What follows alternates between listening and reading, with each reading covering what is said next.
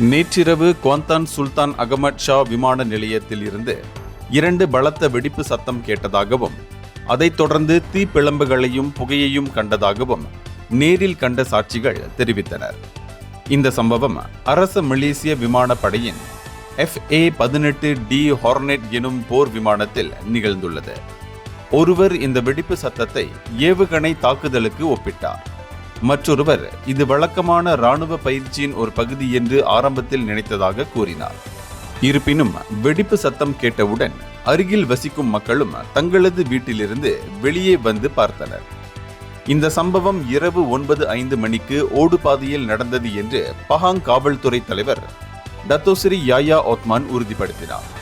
அத்துடன் விமானி மற்றும் துணை விமானியும் இருவரும் பாதுகாப்பாக உள்ளனர் என்றும் அவர் உறுதியளித்தார். இந்தியர்களின் இதய குரல் மக்களோசை.